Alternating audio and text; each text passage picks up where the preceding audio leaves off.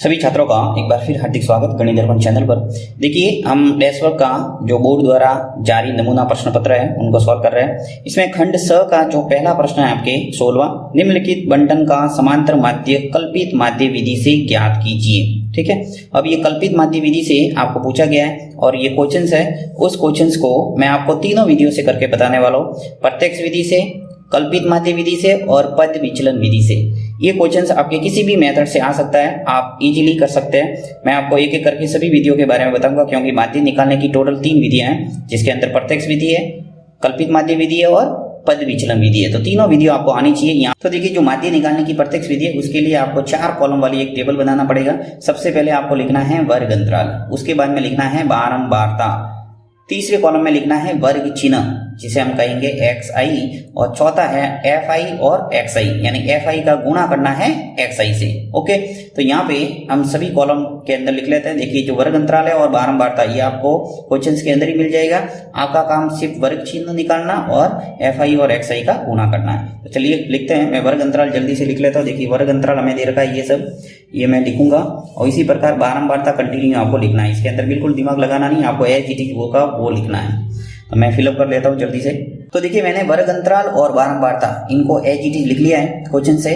अब आपको क्या करना है, वर्ग चिन्ह निकालना है। वर्ग चिन्ह निकालने का बहुत ही इजी तरीका है। आपकी जो वर्ग अंतराल दे रखा है इसके अंदर देखिए, ये जो 10 है और ये है 25, इन दोनों को जोड़ के इनका आधा करना है, या फिर ऐसे समझ सकते हैं कि दोनों को जोड़ के 2 का भाग देना है। तो 10 और 25 दोनों को जोड़ो, कितने हुए 35, और 35 का जो आधा है वो कितना होता है 17.5। तो मैं लिख रहा हूँ यहाँ 17.5।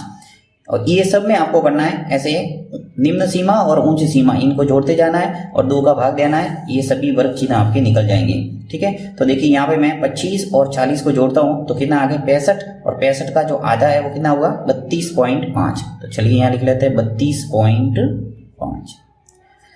फिर 40 और 55 कितना हुआ 95, और 95 का जो आधा है वो कितना हुआ 47.5। तो ये मैं जल्दी से इनको जोड़ के आधा आधा करके लिख लेता हूँ ताकि टाइम वेस्ट नहीं हो। तो यहाँ पे आ जाएगा हमारा 62.5। ठीक है, 55 और 70 को जोड़े और आधा करेंगे तो 62.5 आ जाएगा। यहाँ आ जाएगा हमारा 77.5, और 85 और 100 185, और इसका आधा हो जाएगा 92.5। ठीक है, यानी वर्ग चिन्ह आपके निकल के आ गया। अब आपका काम है fi और xi करना, यानी जो आपने बारंबारता लिखा था यानी क्वेश्चन से एज इट इज, और xi आपने निकाला, ये xi 17.5, 32.5, 47.5 ये जो भी है, यानी इन दोनों को जोड़ के आधा करके जो हमने ये लिखा है इसका गुणा करना है, यानी इसका और इसका गुणा करके यहाँ लिखना है। 3 का और 32.5 का गुणा होगा वो यहाँ आएगा। ऐसे सब आपको लिखना है। तो सबसे पहले मैं 17.5 का गुणा कर देता हूँ 2 से, क्या आ जाएगा 35.0। ठीक है, वैसे पॉइंट के बाद में 0 कोई मतलब नहीं होता, फिर भी यहाँ हम लिख लेते हैं समझने के लिए। अब देखिए 32.5 का गुणा करना है किससे 3 से, तो ये साइड में आप रफ कॉपी में गुणा कर सकते हैं। 3 का गुणा आप 32.5 से करेंगे तो आपके आ जाएगा 97.5।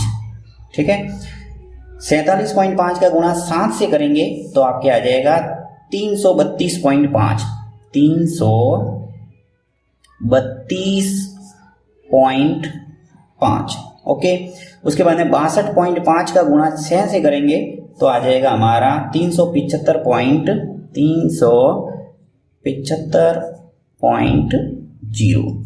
77.5 का गुणा 6 से करेंगे तो आ जाएगा आपके 465.0, और 92.5 से गुणा करेंगे 6 से तो आ जाएगा 555.0। ठीक है, यानी मैंने सभी xi के जो मान है इनका गुणा किया है fi से, तो मेरे पास ये सभी मान आ गए।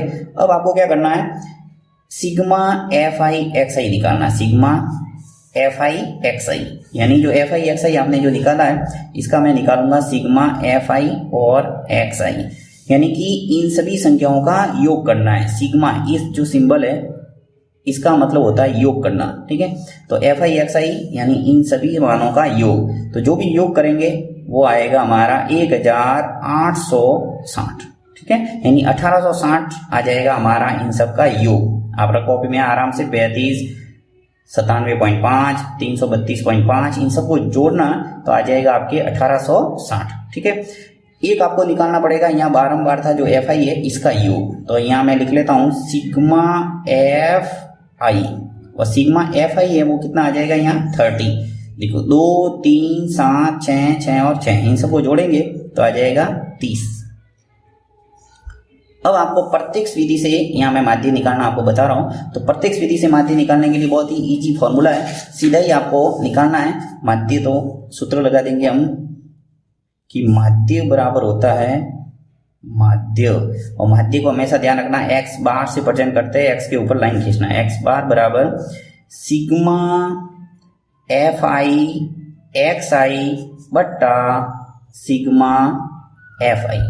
ठीक है, अब सिग्मा एफ आई और एक्स आई इनका योग कितना है आपके पास में 1860, 1860 बट्टा सिग्मा एफ आई कितना है 30, यहाँ लिखेंगे हम 30। अब भाग दे दो, 1860 के अंदर 30 का भाग देंगे तो आपके आ जाएगा 62। देखिए मैं 0 से 0 पहले कैंसिल कर लेता हूँ, और 100 जो 86 है इसके अंदर भाग देते हैं। चलिए 186 के अंदर भाग देता हूँ मैं किसका, 3 का, कितना आता है देखते हैं।